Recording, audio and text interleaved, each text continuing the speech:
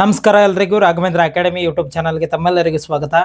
ಇವತ್ತಿನ ವಿಡಿಯೋದಲ್ಲಿ ನೀವೇನಾದರೂ RRB ಗ್ರೂಪ್ ಡಿ ಹುದ್ದೆಗೆ ಅರ್ಜಿಯನ್ನು ಸಲ್ಲಿಸಿದ್ರೆ 2026ರಲ್ಲಿ ಅರ್ಜಿಯನ್ನು ಸಲ್ಲಿಸಿದ್ರೆ ಸ್ಟಡಿ ಪ್ಲ್ಯಾನ್ ಅಂದರೆ 100 ಡೇಸ್ ಸ್ಟಡಿ ಪ್ಲ್ಯಾನ್ ಅಂತ ಇವತ್ತಿನ ವಿಡಿಯೋದಲ್ಲಿ ತಿಳಿಸ್ಕೊಡ್ತಾ ಹೋಗ್ತೇನೆ.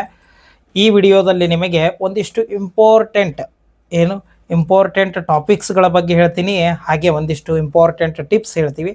ಆ ಟಿಪ್ಸ್ ಮೂಲಕ ನೀವು ಓದಿದರೆ ನೀವು ಈಸಿಯಾಗಿ ಈ ಎಕ್ಸಾಮ್ನ ಕ್ಲಿಯರ್ ಮಾಡ್ಬೋದು. ಹೌದಾ? ಏನನ್ನು ಓದ್ಕೋಬೇಕು, ಯಾವುದಕ್ಕೆ ಹೆಚ್ಚು ಪ್ರಾಮುಖ್ಯತೆಯನ್ನು ಕೊಡಬೇಕು, ಟೈಮ್ ಹೇಗೆ ಕವರ್ ಮಾಡಬೇಕು, ಪ್ರತಿಯೊಂದು ಮಾಹಿತಿಯನ್ನು RRB ಗ್ರೂಪ್ ಡಿದು ಫುಲ್ ಪ್ರಿಪ್ರೇಷನ್ ಸ್ಟ್ರಾಟಜಿಯನ್ನು ಈ ವಿಡಿಯೋದಲ್ಲಿ ತಿಳಿಸ್ಕೊಡ್ತಾ ಹೋಗ್ತೇನೆ. ಇದುವರೆಗೆ ನಮ್ಮ ಚಾನಲ್ಗೆ ಯಾರು ಸಬ್ಸ್ಕ್ರೈಬ್ ಮಾಡಿಲ್ಲ ದಯವಿಟ್ಟು ಸಬ್ಸ್ಕ್ರೈಬ್ ಮಾಡಿಕೊಳ್ಳಿ. ಹಾಗೆ ವಾಟ್ಸಪ್ ಗ್ರೂಪ್ ಮಾಡಿದ್ದೀವಿ, ಅದಕ್ಕೂ ಜಾಯ್ನ್ ಆಗಿ ಅಂತ ಹೇಳ್ತಾ, ನೀವೇನಾದರೂ RRB ಗ್ರೂಪ್ ಡಿ ಹುದ್ದೆಗೆ ಅರ್ಜಿಯನ್ನು ಸಲ್ಲಿಸಿದ್ರೆ ನಾವು ಹೊಸ ಬ್ಯಾಚ್ನ ಸ್ಟಾರ್ಟ್ ಮಾಡಿದ್ದೀವಿ. ಆನ್ಲೈನ್ ಕೋರ್ಸ್ ನಮ್ಮದು ರಾಘವೇಂದ್ರ ಅಕಾಡೆಮಿ ಅಂತ ಆ್ಯಪ್ ಇದೆ, ಅದರಲ್ಲಿ ಹೊಸ ಕೋರ್ಸ್ನ ಸ್ಟಾರ್ಟ್ ಮಾಡಿದ್ದೀವಿ. ಅದರ ಪ್ರೈಸು ಕೇವಲ 999 ರೂಪಾಯಿ ಇದೆ. ನೀವೇನಾದರೂ ಅಶೋಕ್ 20 ಅಂತ ಒಂದು ಕೂಪನ್ ಕೋಡ್ ಇದೆ, ಅದರಲ್ಲಿ ಅದನ್ನು ನೀವು ಯೂಸ್ ಮಾಡಿದರೆ ಇನ್ನೂ 20% ಅಂದರೆ 799ಗೆ ಈ ಕೋರ್ಸು ನಿಮಗೆ ಸಿಗುತ್ತೆ. ಫೆಬ್ರವರಿ 1ರಿಂದ ಆಲ್ರೆಡಿ ಕ್ಲಾಸ್ಗಳು ಸ್ಟಾರ್ಟ್ ಆಗಿವೆ. ಎಲ್ಲ ರೆಕಾರ್ಡೆಡ್ ಕ್ಲಾಸಸ್ ಇರ್ತವೆ. ನೀವು ಇವಾಗ ಜಾಯ್ನ್ ಆದರೂ ಎಲ್ಲ ಕ್ಲಾಸ್ಗಳನ್ನು ನೋಡ್ಬೋದು. ಅದರಲ್ಲಿ general awareness, mathematics, reasoning included science class ಸೇರಿ ಹೇಳ್ತೀವಿ. ಈ ಕ್ಲಾಸ್ ಏನಾದರೂ ಬೇಕಾದರೆ ಇಲ್ಲಿ ವಾಟ್ಸಪ್ ನಂಬರ್ ಕಾಣ್ತಾ ಇದೆ ನೋಡಿ, ಇದಕ್ಕೆ ವಾಟ್ಸಪ್ ಮೆಸೇಜ್ ಆದರೂ ಮಾಡಿ, ಅಥವಾ ಪ್ಲೇಸ್ಟೋರ್ನಲ್ಲಿ ರಾಘವೇಂದ್ರ ಅಕಾಡೆಮಿ ಅಂತ ಆ್ಯಪ್ ಇದೆ, ಅದನ್ನು ಡೌನ್ಲೋಡ್ ಮಾಡಿಕೊಂಡು ಲಾಗಿನ್ ಆಗ್ಬೋದು ಅಂತ ಹೇಳ್ತಾ, ಅದೇ ಥರ ನಮ್ಮಲ್ಲಿ RRB ಗ್ರೂಪ್ ಡಿ ಹುದ್ದೆಗಳಿಗಾಗಿ PDF ನೋಟ್ಸ್ಗಳು ಸಹ ಇದ್ದಾವೆ. ಯಾವ್ಯಾವ PDF notes? General awareness, mathematics ಹಾಗೆ ರೀಸನಿಂಗ್ PDF ನೋಟ್ಸ್ಗಳಿದ್ದಾವೆ ಕೇವಲ 100 ರೂಪಾಯಿಗೆ. ಈ PDF ನೋಟ್ಸ್ ಏನಾದರೂ ಬೇಕಾದರೆ ಇಲ್ಲಿ ವಾಟ್ಸಪ್ ನಂಬರ್ ಕಾಣ್ತಾ ಇದೆ ನೋಡಿ, ಈ ವಾಟ್ಸಪ್ ನಂಬರಿಗೆ PDF ನೋಟ್ಸ್ ಅಂತ ಮೆಸೇಜ್ ಮಾಡಿ ಈ ನೋಟ್ಸ್ನ ತೆಗೆದುಕೊಳ್ಬೋದು ಅಂತ ಹೇಳ್ತಾ, ಬನ್ನಿ ಇವತ್ತಿನ ವಿಡಿಯೋನ ಶುರು ಮಾಡೋಣ. ಮೊದಲನೆಯದಾಗಿ ನೀವು ಈ ಎಕ್ಸಾಮ್ಗೆ ಪ್ರಿಪೇರ್ ಆಗ್ತೀರಿ ಅಂದರೆ ಒಂದು 7 ಏನಿದ್ದಾವೆ ಟಿಪ್ಸ್ ಹೇಳ್ತೀನಿ ನಾನು. ಆ 7 ಟಿಪ್ಸ್ಗಳ ಮುಖಾಂತರ ಓದಿ ನಿಮಗೆ ಯಾವುದೇ ರೀತಿ ಈ ಎಕ್ಸಾಮ್ ಮೇಲೆ ಡೌಟ್ ಉಳಿಯಲ್ಲ. ಹೌದಾ? ಈ ವಿಡಿಯೋ ಕಂಪ್ಲೀಟಾಗಿ ನೋಡಿ, ನಿಮ್ಗೆ ಏನೇ ಈ ಡೌಟ್ಸ್ ಇದ್ರೂ ಮೆಸೇಜ್ ಮಾಡಬಹುದು. ಈ 7 ಟಿಪ್ಸ್ಗಳು ಯಾವ್ಯಾವು ಅಂತ ನೋಡ್ತಾ. ಮೊದಲನೆಯ ಟಿಪ್ಸ್ ಬಂದುಬಿಟ್ಟು understand the RRB exam syllabus. ಮೊದಲಿಗೆ ನಾವು RRB ಗ್ರೂಪ್ ಡಿ ಹುದ್ದೆಗೆ ಸಿಲೆಬಸ್ ಏನಿದೆ ಅನ್ನೋದನ್ನು ನೋಡ್ಕೋಬೇಕು. ಹೌದಲ್ವಾ? ಫಸ್ಟು ನೀವು ಅಪ್ಲಿಕೇಶನ್ ಹಾಕ್ತೀರಾ.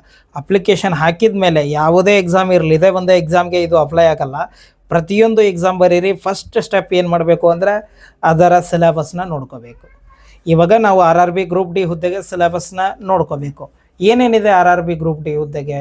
ಒಟ್ಟು 100 ಮಾರ್ಕ್ಸ್ಗೆ ನಮ್ಮದು ಪೇಪರ್ ಇರುತ್ತೆ. 100 ಮಾರ್ಕ್ಸ್ಗೆ ಪೇಪರ್ ಇರುತ್ತೆ.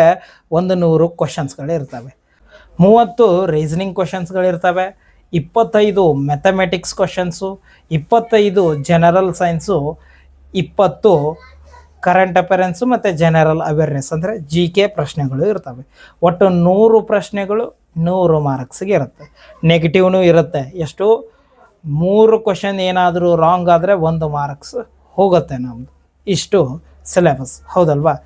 ಇದರಲ್ಲಿ ಒಂದಿಷ್ಟು ಇಂಪಾರ್ಟೆಂಟ್ ಟಾಪಿಕ್ಸ್ಗಳಿದ್ದಾವೆ, ಅದನ್ನು ನಾನು ಮುಂದೆ ಹೇಳ್ತಾ ಹೋಗ್ತೀನಿ. ಫಸ್ಟ್ ಈ 7 ಟಿಪ್ಸ್ಗಳನ್ನು ಹೇಳಿ ನೆಕ್ಸ್ಟು ಇಂಪಾರ್ಟೆಂಟ್ ಟಾಪಿಕ್ಸ್ಗಳು ಯಾವುವು ಅಂತ ಹೇಳ್ತಾ ಹೋಗ್ತೀನಿ. ಫಸ್ಟ್ನೇದೇನು, ನೀವು ಯಾವುದೇ ಪರೀಕ್ಷೆಯನ್ನು ಬರೀರಿ, ಅದರ ಸಿಲೆಬಸ್ನ ಫಸ್ಟು ನಾವು ಅಂಡರ್ಸ್ಟ್ಯಾಂಡ್ ಮಾಡ್ಕೋಬೇಕು. ಹೌದಲ್ವಾ? Make a study plan or railway exam preparation. ಹೌದಾ? ನಾವಿವಾಗ ಸಿಲೆಬಸ್ನ ನೋಡಿದ್ವಿ. 100 ಮಾರ್ಕ್ಸಿಗೆ ನಮ್ಮದು ಎಕ್ಸಾಮ್ ಇರುತ್ತೆ, ಈ ಸಬ್ಜೆಕ್ಟ್ಗಳೆಲ್ಲ ಇರ್ತವೆ ಅಂತ ಹೇಳಿದ್ವಿ. ಇವಾಗ ನಾವು ಯಾವ ಥರ ಪ್ರಿಪ್ರೇಷನ್ ಆಗೋದು? ಪ್ರಿಪ್ರೇಷನ್ ಆಗೋಕ್ಕೆ ನಮ್ಮದು 3 ವೇಸ್ಗಳಿದ್ದಾವೆ. ಏನು? ಒಂದು ಆನ್ಲೈನ್ ಕೋಚಿಂಗ್. ಇವಾಗ ನಾವು ಆನ್ಲೈನಲ್ಲಿ ಸ್ಟಾರ್ಟ್ ಮಾಡಿದ್ದೀವಿ ನೋಡಿ, ಆ ಥರ ಆನ್ಲೈನ್ ಕೋರ್ಸ್ ಆದರೂ ತೊಗೋಬೋದು, ಅಥವಾ ಆಫ್ಲೈನ್. ನಿಮ್ಮ ಹತ್ರ ಅಮೌಂಟ್ ಜಾಸ್ತಿ ಇದ್ದರೆ ನಾವು ಅಮೌಂಟ್ನ ಸ್ಪೆಂಡ್ ಮಾಡೋಕೆ ರೆಡಿ ಇದ್ದೀವಿ, ನಮಗೆ ಟೈಮ್ ಇದೆ, ನಾವು ಬೇರೆ ಬೇರೆ ಕಡೆ ಹೋಗಿ ಆಫ್ಲೈನ್ ಕೋಚಿಂಗ್ ತೊಗೊತೀವಿ, ನಮಗೆ ಟೈಮ್ ಇದೆ ಅಂದರೆ ನೀವು ತೊಗೋಬೋದು. ಏನೋ ಆಫ್ಲೈನ್ ಕೋಚಿಂಗ್ನು ತೊಗೋಬೋದು, ಆದರೆ ಒಂದು ಸ್ವಲ್ಪ ಅಮೌಂಟ್ ಜಾಸ್ತಿ ಆಗುತ್ತೆ. ಮಿನಿಮಮ್ ನೀವು 3 ತಿಂಗಳಾದರೂ ನೀವು ಆಫ್ಲೈನ್ ಕೋಚಿಂಗ್ ತೊಗೊಳ್ಳೇಬೇಕು. ಇದೇ ಆನ್ಲೈನಲ್ಲಿ ಏನು ಹೇಳ್ತೀವಿ ನಾವು ಅದನ್ನೇ ಅವರು ಹೇಳೋದು. ಆಫ್ಲೈನ್ ಕೋಚಿಂಗ್ ಆದರೂ ತೊಗೋಬೋದು. ಇವು 2 ಬೇಡ, ನಾನು ಸೆಲ್ಫ್ ಸ್ಟಡಿ ಮಾಡ್ತೀನಿ ಅಂದರೆ ಮಾಡ್ಬೋದು. 3 ಆಪ್ಷನ್ಸ್ ಇರ್ತವೆ ನಿಮಗೆ. ಒಂದು ಸೆಲ್ಫ್ ಸ್ಟಡಿ ಆದರೂ ಮಾಡ್ಬೋದು, ಆನ್ಲೈನ್ ಕೋರ್ಸ್ಗಳನ್ನಾದರೂ ಪರ್ಚೇಸ್ ಮಾಡ್ಬೋದು, ಅಥವಾ ಆಫ್ಲೈನಲ್ಲಿ ಆ ಕೋಚಿಂಗ್ನ ತೊಗೋಬೋದು. 3 ಆಪ್ಷನ್ಸ್ ಇರುತ್ತೆ, ನೀವೇ ಚಾಯ್ಸ್ ಮಾಡಬೇಕಾಗಿರುತ್ತೆ. ಇನ್ನು ನೆಕ್ಸ್ಟ್ ಬರೋದು select the quality RRB exam study material. ಇವಾಗ ನೀವು ಒಂದು ವೇಳೆ ಆನ್ಲೈನ್ ಕೋಚಿಂಗ್ ತೊಗೊಳ್ತೀರಿ ಅಂದ್ರೂ ನಾವೇ ನಿಮಗೇನು ಮಾಡಿರ್ತೀವಿ, ಸ್ಟಡಿ ಮೆಟೀರಿಯಲ್ಸ್ನ ನಾವೇ ಪ್ರೊವೈಡ್ ಮಾಡಿರ್ತೀವಿ, ನಾವೇ ಕೊಟ್ಟಿರ್ತೀವಿ ಸ್ಟಡಿ ಮೆಟೀರಿಯಲ್ಸ್ನ. ಕ್ವಶನ್ ಪೇಪರ್ ಕೊಟ್ಟಿರ್ತೀವಿ, ನೋಟ್ಸ್ ಕೊಟ್ಟಿರ್ತೀವಿ, ಎಲ್ಲ ನಾವೇ ಕೊಟ್ಟಿರ್ತೀವಿ. ನಿಮ್ದೇನಿದ್ರು ಅದನ್ನು ತೊಗೊಳ್ಳೋದು, ಓದ್ಕೊಳ್ಳೋದು ಅಷ್ಟೇ. ವೀಡಿಯೋಸ್ಗಳಿರ್ತವೆ, ಎಲ್ಲ ಇರ್ತವೆ. ನೀವು ಆಫ್ಲೈನ್ಗೆ ಹೋದ್ರೂ ಅದೇ ಸೇಮ್, ಅವರೇ ಎಲ್ಲ ರೆಡಿ ಮಾಡಿ ಕೊಟ್ಟಿರ್ತಾರೆ, ನೀವು ಜಸ್ಟ್ ಓದೋದಿರುತ್ತೆ. ಒಂದು ವೇಳೆ ನೀವು ಸೆಲ್ಫ್ ಸ್ಟಡಿ ಮಾಡ್ತೀನಿ ಅಂದರೆ ಈ ಸ್ಟೆಪ್ಪು ಇಂಪಾರ್ಟೆಂಟ್ ಆಗುತ್ತೆ. ಅಂದ್ರೇನು, ಸ್ಟಡಿ ಮೆಟೀರಿಯಲ್ನ ನಾವು ಏನು ಮಾಡಬೇಕು, ಕಲೆಕ್ಟ್ ಮಾಡಬೇಕು. ಯಾವ ಥರ ಕಲೆಕ್ಟ್ ಮಾಡಬೇಕು? ಒಂದು PDF ನೋಟ್ಸ್ಗಳೇ ಸಿಗ್ತವೆ, ಅದನ್ನು ನೋಡ್ಕೋಬೋದು. ಅಥವಾ ಬುಕ್ಸ್, ಎಲ್ಲ ಸಬ್ಜೆಕ್ಟ್ ವೈಸ್ ನಮಗೆ ಬುಕ್ಸ್ಗಳು ಸಿಗ್ತವೆ ಮಾರ್ಕೆಟ್ನಲ್ಲಿ, ಅದನ್ನು ತಗೋಬಹುದು. ಹಾಗೆ ಆನ್ಲೈನ್ ಕೋರ್ಸ್ ಸಿಗ್ತವೆ, ಸೆಲ್ಫ್ ಸ್ಟಡಿ ಮಾಡೋರಿಗೆ ಇದು ಆನ್ಲೈನ್ ಕೋರ್ಸ್ ಸಿಗ್ತವೆ, ಆನ್ಲೈನಲ್ಲೇ ನೋಟ್ಸ್ ಸಿಗ್ತವೆ, ಅದನ್ನು ತಗೋಬೋದು. ಹಾಗೆ RRB ಗ್ರೂಪ್ ಡಿ ಹುದ್ದೆಗೆ ತಯಾರು ನಡೆಸ್ತಾ ಇದ್ದೀರಲ್ವ, ಹೀಗಾಗಿ RRB ಗ್ರೂಪ್ ಡಿದು ಕ್ವಶನ್ ಪೇಪರ್ಸ್ನ ಕಲೆಕ್ಟ್ ಮಾಡೋದು. ಹೌದಾ? ಇದರಲ್ಲಿ 3 ಆಪ್ಷನ್ಸ್ಗಳು, ಒಂದು ಆನ್ಲೈನು, ಆಫ್ಲೈನು, ಒಂದು ಸೆಲ್ಫ್ ಸ್ಟಡಿ, ಈ ಥರ ಇರುತ್ತಲ್ವ. ಅದರಲ್ಲಿ ನಿಮಗೆ ಯಾವುದು ಈಸಿ ಅನಿಸುತ್ತೆ ಅದನ್ನು ಮಾಡಬಹುದು. ಇನ್ನು ನೆಕ್ಸ್ಟ್ ಬರೋದು practice with question paper or mock test. ಹೌದಾ? ಇವಾಗ ನೀವು ಆನ್ಲೈನ್ ಆದರೂ ಆಗಿ, ಆಫ್ಲೈನ್ ಆದರೂ ಕೋಚಿಂಗ್ ಹೋಗಿ, ಅಥವಾ ಸೆಲ್ಫ್ ಸ್ಟಡಿ ಆದರೂ ಮಾಡಿ, ಈ ಪ್ರೀವಿಯಸ್ ಇಯರ್ ಕ್ವಶನ್ ಪೇಪರ್ ಇದ್ದಾವೆ ನೋಡಿ, ಅದನ್ನು ನಾವು ಪ್ರಾಕ್ಟೀಸ್ ಮಾಡಲೇಬೇಕು. ಹೌದಲ್ವಾ? ಇವಾಗ ಆನ್ಲೈನಲ್ಲಿ ನಾವು ಎಲ್ಲ ಚಾಪ್ಟರ್ ವೈಸ್ನು ಕ್ಲಾಸ್ ಕೊಡ್ತೀವಿ, ಆಫ್ಲೈನಲ್ಲೂ ಸೇಮ್ ಇರುತ್ತೆ. ಹಾಗೆ ನೀವು ಸೆಲ್ಫ್ ಸ್ಟಡಿ ಮಾಡಿದ್ರೂ ಎಲ್ಲ ಸಿಲೆಬಸ್ ವೈಸು, ಟಾಪಿಕ್ ವೈಸು ಓದಿರ್ತೀರ. ಆದರೆ ಒಂದು ಮಿಸ್ಟೇಕ್ ಏನು ಮಾಡ್ತೀರಾ ಅಂದರೆ, ಪ್ರೀವಿಯಸ್ ಇಯರ್ ಕ್ವಶನ್ ಪೇಪರ್ ನೋಡಲ್ಲ. ಪ್ರೀವಿಯಸ್ ಇಯರ್ ಕ್ವಶನ್ ಪೇಪರ್ ಯಾಕೆ ನೋಡಬೇಕು ಅಂದರೆ, ಅದರಲ್ಲಿ ಪ್ರೀವಿಯಸ್ ಇಯರ್ನಲ್ಲಿ ಏನೇನೆಲ್ಲ ಕೇಳಿದ್ದಾರೆ, ಯಾವ ಟಾಪಿಕ್ ಮೇಲೆ ಹೆಚ್ಚು ಏನೋ ಕಾನ್ಸಂಟ್ರೇಷನ್ ಮಾಡಬೇಕು ಅನ್ನೋದು ಗೊತ್ತಾಗುತ್ತೆ. ಹೀಗಾಗಿ ಪ್ರೀವಿಯಸ್ ಇಯರ್ ಕ್ವಶನ್ ಪೇಪರ್ಸ್ನ ಅಟೆಂಡ್ ಮಾಡಬೇಕು. ಪ್ರೀವಿಯಸ್ ಇಯರ್ ಕ್ವಶನ್ ಪೇಪರು ಅಥವಾ ಮಾಕ್ ಟೆಸ್ಟ್, ಇವೆರಡರಲ್ಲಿ ಈ ಮಾಕ್ ಟೆಸ್ಟ್ ಸಿಕ್ಕರೆ ಅದನ್ನು ಅಟೆಂಡ್ ಆಗಿ, ಅಥವಾ ಪ್ರೀವಿಯಸ್ ಇಯರ್ ಕ್ವಶನ್ ಪೇಪರ್ ಸಿಕ್ಕರೆ ಅದನ್ನು ಅಟೆಂಡ್ ಆಗಿ. ಈ ವರ್ಷ ನಮ್ಮ ಹತ್ರ ಆಲ್ರೆಡಿ 2019 ಕ್ವಶನ್ ಪೇಪರ್ಸ್ ಇದ್ದಾವೆ. ಆದರೆ ಈ ವರ್ಷ 2025 ಏನು ನಡೀತು ನೋಡಿ, ಅದು ಇನ್ನೂ ಎಕ್ಸಾಮ್ ಮುಗಿದಿಲ್ಲ. ಫೆಬ್ರವರಿ 10ನೇ ತಾರೀಕಿಗೆ ಲಾಸ್ಟ್ ಇದೆ. ಫೆಬ್ರವರಿ 10ನೇ ತಾರೀಕಿಗೆ ಎಕ್ಸಾಮ್ ಮುಗೀತು ಅಂದರೆ ಮುಂದೆ ಒಂದು 10-15 ದಿನದಲ್ಲಿ ಎಲ್ಲ ಕ್ವಶನ್ ಪೇಪರ್ಸ್ಗಳು ಸಿಗ್ತವೆ ನಮ್ಮ ಹತ್ರ. ಅದನ್ನು ನಾನು ಕೊಡ್ತೀನಿ. 2025 ಸುಮಾರು ಒಂದು 30ರಿಂದ 40 ಕ್ವಶನ್ ಪೇಪರ್ನ ಕಲೆಕ್ಟ್ ಮಾಡಿ ನಿಮಗೆ ಕೊಡ್ತೀವಿ. ನಿಮ್ಮ ಪ್ರಾಕ್ಟೀಸ್ಗೆ ಹೆಲ್ಪ್ ಆಗುತ್ತೆ. ಹೌದಾ? ಇನ್ನು ನೆಕ್ಸ್ಟು ಕರೆಂಟ್ ಅಫೇರೆನ್ಸ್ ಮೇಲೆ, ಸ್ಟೇ ಅಪ್ಡೇಟೆಡ್ ವಿತ್ ಕರೆಂಟ್ ಅಫೇರೆನ್ಸ್. ಇವಾಗ ಯಾವುದೇ ಪರೀಕ್ಷೆಯನ್ನು ಬರೀರಿ ನೀವು, RRB ಗ್ರೂಪ್ ಡಿ ಪರೀಕ್ಷೆ ಅಂತ ಅಷ್ಟೇ ಅಲ್ಲ, ಯಾವುದೇ ಪರೀಕ್ಷೆಯನ್ನು ಬರೆದ್ರೂ ಅದರಲ್ಲಿ ಕರೆಂಟ್ ಅಫೇರೆನ್ಸ್ ಮೇಲೆ ಪ್ರಶ್ನೆಗಳು ಜಾಸ್ತಿ ಕೇಳ್ತಾ ಇದ್ದಾರೆ. ಜನರಲ್ ಅವೇರ್ನೆಸ್ ಮತ್ತು ಕರೆಂಟ್ ಅಫೇರೆನ್ಸ್. ಫಸ್ಟ್ ಏನಿತ್ತು, ಜನರಲ್ ಅವೇರ್ನೆಸ್ ಅಂತ ಅಷ್ಟೇ ಕೊಡ್ತಾಯಿದ್ರು. ಇವಾಗ ಸೈಡಲ್ಲಿ ಕರೆಂಟ್ ಅಫೇರೆನ್ಸ್ ಅಂತ ಕೊಡ್ತಾ ಇದ್ದಾರೆ. ಆಲ್ಮೋಸ್ಟ್ 20 ಕ್ವಶನ್ ಇದ್ದಾವೆ ಅಂದರೆ ಅದರಲ್ಲಿ 10 ಕ್ವಶನ್ಸು ಕರೆಂಟ್ ಅಫೇರೆನ್ಸ್ ಮೇಲೇ ಬಂದಿರ್ತವೆ. ಹೀಗಾಗಿ ನಾವು 2025 ಕಂಪ್ಲೀಟ್ ಏನು ಮಾಡಬೇಕು, ಕರೆಂಟ್ ಅಫೇರೆನ್ಸ್ನ ನೋಡ್ಕೋಬೇಕು. ಹಾಗೆ 2026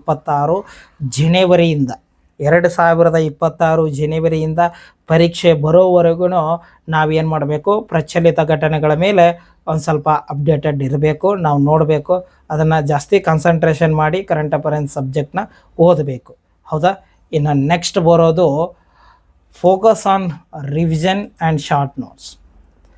ಇವಾಗ ನೀವು ಆಫ್ಲೈನ್ ಆದರೂ ಮಾಡಿ, ಆನ್ಲೈನ್ ಆದರೂ ಮಾಡಿ, ಅಥವಾ ಸೆಲ್ಫ್ ಸ್ಟಡಿ ಆದರೂ ಮಾಡಿ, ಇವಾಗ ನಾವು ಹೇಳಿರ್ತೀವಿ ನೋಡಿ, ಅದನ್ನು ಮತ್ತೆ ನೀವು ರಿವಿಷನ್ ಮಾಡ್ಕೋಬೇಕು. ಹೌದಲ್ವಾ? ಈಗ ಯಾವುದೋ ಒಂದು ಟಾಪಿಕ್ನ ಹೇಳಿದ್ದೀವಿ ಅಂದರೆ ಅದನ್ನು ಕೇಳಿ ಅಷ್ಟೇ ಬಿಡಬಾರ್ದು, ಅದ್ರ ಜೊತೆಗೆ ನಿಮ್ಮದು ರಿವಿಷನ್ ಇರಬೇಕು. ರಿವಿಷನ್ ಮಾಡಿದರೆ ಈಸಿ ಆಗುತ್ತೆ ಇನ್ನೂ ಸಬ್ಜೆಕ್ಟು. ಹೀಗಾಗಿ ರಿವಿಷನ್ ಮಾಡಿ. ಹಾಗೆ ಶಾರ್ಟ್ ನೋಟ್ಸ್. ಇವಾಗ ಯಾವುದಾದ್ರೂ ಒಂದು ನಾವು ಟಾಪಿಕ್ನ ಓದ್ತೀವಿ ಅಂತ ಇಟ್ಕೊಳ್ಳಿ. ಒಂದು ಟಾಪಿಕ್ನ ಓದಿದ ನಂತರ ಆ ಟಾಪಿಕ್ ಮೇಲೆ ನಾವೇ ಶಾರ್ಟ್ ನೋಟ್ಸ್ನ ರೆಡಿ ಮಾಡಬೇಕು. ಯಾವ ಥರ, ಇವಾಗ ಇತಿಹಾಸದ ಯಾವುದೋ ಒಂದು ಸಬ್ಜೆಕ್ಟ್ನ ಓದಿದ್ವಿ ಅಂದರೆ ನಮಗೆ ಏನು ಅರ್ಥ ಆಗಿದೆ ಅನ್ನೋದನ್ನು ನಾವು ಒಂದು ಶಾರ್ಟ್ ನೋಟ್ಸ್ ಮಾಡಬೇಕು. ನೆಕ್ಸ್ಟ್ ಡೇ ನಾವೇನು ಓದೋಕ್ಕೆ ಬರ್ತೀವಿ ನೋಡಿ, ಆವಾಗ ಈ ಫಸ್ಟ್ ನಾವೇನು ರೆಡಿ ಮಾಡಿರ್ತೀವಿ ಶಾರ್ಟ್ ನೋಟ್ಸ್ ರೆಡಿ ಮಾಡಿರ್ತೀವಲ್ವ, ಆ ನೋಟ್ಸ್ ಓದಿ ನೆಕ್ಸ್ಟ್ ಬೇರೆ ಚಾಪ್ಟರ್ನ ನಾವು ಹೊಸದಾಗಿ ಓದೋಕ್ಕೆ ಸ್ಟಾರ್ಟ್ ಮಾಡಬೇಕು. ಇನ್ನು next maintain health and stay positive. ಹೌದಲ್ವಾ? ಇವಾಗ ಒಂದಿಷ್ಟು ಜನ ಏನು ಮಾಡಿರ್ತೀವಿ, ನಾವು ಕನ್ನಡ ಮೀಡಿಯಮಿಂದ ಹೋಗಿರ್ತೀವಿ, ನಮಗೇನಾಗಿರುತ್ತೆ ಮ್ಯಾಥ್ಸು ಮತ್ತು ರೀಸನಿಂಗ್ ಬರ್ತಿರಲ್ಲ, ಹೌದಲ್ವಾ? ಅದ್ರ ಮೇಲೆ ನಮಗೆ ಬರಲ್ಲ ಅಂತ ನೆಗೆಟಿವ್ ಥಾಟ್ಸ್ ಇಟ್ಕೋಬಾರ್ದು ಮೈಂಡಲ್ಲಿ. ಪಾಸಿಟಿವ್ನೇ ಇರಬೇಕು ನಮ್ಮ ಹತ್ರ, ಹೌದಲ್ವಾ? ಈಸಿ ಇರುತ್ತೆ ಅದು. ಮ್ಯಾಥ್ಸು ರೀಸನಿಂಗ್ ಅಷ್ಟೇನು ಹಾರ್ಡ್ ಇರಲ್ಲ, ಸಬ್ಜೆಕ್ಟು ಈಸಿ ಇರುತ್ತೆ, ಬಟ್ ನೀವು ಅರ್ಥ ಮಾಡ್ಕೋಬೇಕು. ಒಂದಿಷ್ಟು ಜನ ಏನು ಮಾಡ್ತಾರೆ, ಜಿ ಕೆ, ಮ್ಯಾಥ್ಸು, ರೀಸನಿಂಗ್ ಇರೋ ಒಂದು ಬುಕ್ ತರ್ತಾರೆ, ಅದನ್ನೇ ನೋಡ್ತಾರೆ. ಬುಕ್ನಲ್ಲಿ ನೀವು ಬುಕ್ ಆದರೂ ಆಯಿತು, ಕ್ವಶನ್ ಪೇಪರ್ ಆದರೂ ಆಯಿತು, ನೀವು ಬುಕ್ಸು ಮತ್ತು ಕ್ವಶನ್ ಪೇಪರ್ನಲ್ಲಿ ರೀಸನಿಂಗು ಮತ್ತು ಮ್ಯಾಥ್ಸ್ ಓದ್ತೀನಿ ಅಂದರೆ ನಿಮಗೆ ಸತ್ರು ಅರ್ಥ ಆಗಲ್ಲ ಅದು. ಹೀಗಾಗಿ ಅದನ್ನು ನೀವು ಕ್ಲಾಸೇ ಕೇಳಬೇಕು, ಹೌದಾ? ಆನ್ಲೈನ್ ಆದರೂ ಕೇಳಿ, ಆಫ್ಲೈನ್ ಆದರೂ ಕೇಳಿ, ಅಥವಾ ಯೂಟ್ಯೂಬ್ನಲ್ಲಾದರೂ ಕೇಳಿ, ನಿಮಗೆ ಯಾವುದು ಈಸಿ ಅನಿಸುತ್ತೆ ಅದನ್ನು ಕೇಳಿ. ಆದರೆ ಕ್ಲಾಸ್ ಕೇಳಲಾರ್ದೇ ಮ್ಯಾಥ್ಸು ರೀಸನಿಂಗು ಅರ್ಥ ಆಗಲ್ಲ. ಇಷ್ಟು. ಇನ್ನು ನೆಕ್ಸ್ಟ್ ಏನಿರಬೇಕಂದ್ರೆ ಹೆಲ್ತ್ ಮೇಲೆ ಒಂದು ಸ್ವಲ್ಪ ಕಾನ್ಸಂಟ್ರೇಷನ್ ಇರಬೇಕು ನಮಗೆ. ಈ ಓದೋ ಅಬ್ಬರದಲ್ಲಿ ನಾವು ಹೆಲ್ತ್ ಹಾಳು ಮಾಡ್ಕೊಂಡಿವಿ ಅಂದರೆ ಎಕ್ಸಾಮ್ ಬರೋದ್ರೊಳಗಡೆ ಹೆಲ್ತ್ ಹಾಳಾಗಿರುತ್ತೆ. ಹೀಗಾಗಿ ಎಕ್ಸಾಮ್ ಸ್ಟಡಿ ಮೇಲೆ ಫೋಕಸ್ ಮಾಡೋಕ್ಕಾಗಲ್ಲ. ಹೀಗಾಗಿ ಈ 7 ಟಿಪ್ಸ್ಗಳನ್ನು, ಇಷ್ಟು ಇಂಪಾರ್ಟೆಂಟ್ ಟಿಪ್ಸ್ಗಳಿರ್ತವೆ. ಇನ್ನು ಈ RRB ಗ್ರೂಪ್ ಡಿ ಹುದ್ದೆ ಸಿಲೆಬಸ್ ನೋಡಿದ್ರಲ್ವ, ಅದರಲ್ಲಿ ಇಂಪಾರ್ಟೆಂಟ್ ಟಾಪಿಕ್ಗಳು ಯಾವ್ಯಾವು? ಫಸ್ಟು ಇವಾಗ ರೀಸನಿಂಗು, ಮ್ಯಾಥಮೆಟಿಕ್ಸು, ಸೈನ್ಸು ಮತ್ತು ಜನರಲ್ ಅವೇರ್ನೆಸ್ ಮತ್ತು ಕರೆಂಟ್ ಅಫೇರೆನ್ಸ್ ಅಂತ ಅಂದ್ವಿ. ಅದರ ಒಳಗಡೆ ಯಾವ್ಯಾವ ಇಂಪಾರ್ಟೆಂಟ್ ಟಾಪಿಕ್ಸ್ಗಳು ಬರ್ತವೆ ಅವುಗಳ ಮೇಲೆ ಈಗ ನಾವೊಂದಿಷ್ಟು ಟಾಪಿಕ್ಸ್ಗಳನ್ನು ಹೇಳ್ತೀನಿ. ಆ ಟಾಪಿಕ್ಸ್ಗಳನ್ನು ಓದಿದರೆ ಸಾಕು, ನಮ್ಮ ಪರೀಕ್ಷೆಗೆ ಇದೇ ಟಾಪಿಕ್ ಮೇಲಿಂದನೇ ಪ್ರಶ್ನೆಗಳು ಬರ್ತವೆ. ಒಂದನೇದ್ದು ಮ್ಯಾಥಮೆಟಿಕ್ಸ್ ನಮಗೆ 25 ಮಾರ್ಕ್ಸ್ಗೆ ಬರುತ್ತೆ. RRB ಗ್ರೂಪ್ ಡಿಯಲ್ಲಿ 25 ಮಾರ್ಕ್ಸ್ಗೆ ಬರುತ್ತೆ. ಅದರಲ್ಲಿ ನಂಬರ್ ಸಿಸ್ಟಮು, ಹಾಗೆ ಡೆಸಿಮಲ್ಸು, ಫ್ರ್ಯಾಕ್ಷನ್ಸ್ ಮೇಲೆ ಪ್ರಶ್ನೆಗಳು ಬರ್ತವೆ. LCM ಮತ್ತು HCF ಬಗ್ಗೆ, ರೇಷಿಯೋ ಅಂದರೆ ಅನುಪಾತ ಮತ್ತು ಸಮಾನುಪಾತದ ಮೇಲೆ, ಪರ್ಸಂಟೇಜ್ ಮೇಲೆ ಬರ್ತವೆ. ಹಾಗೆ ಮೆನ್ಚುರೇಷನ್ ಅಂತ ಬರುತ್ತೆ, ಆ ಟಾಪಿಕ್ ಮೇಲೆ, ಟೈಮ್ ಆ್ಯಂಡ್ ವರ್ಕ್ ಮೇಲೆ, ಟೈಮ್ ಆ್ಯಂಡ್ ಡಿಸ್ಟೆನ್ಸು, ಸ್ಪೀಡು ಎಲ್ಲ ಈ ಟಾಪಿಕ್ ಮೇಲೂ ಬರುತ್ತೆ. ಸಿಂಪಲ್ ಇಂಟ್ರೆಸ್ಟು ಮತ್ತು ಕಂಪೌಂಡರ್ ಇಂಟ್ರೆಸ್ಟು ಅಂದರೆ ಸರಳ ಬಡ್ಡಿ ಮತ್ತು ಚಕ್ರ ಬಡ್ಡಿಯ ಮೇಲೆ ಪ್ರಶ್ನೆ ಬರುತ್ತೆ.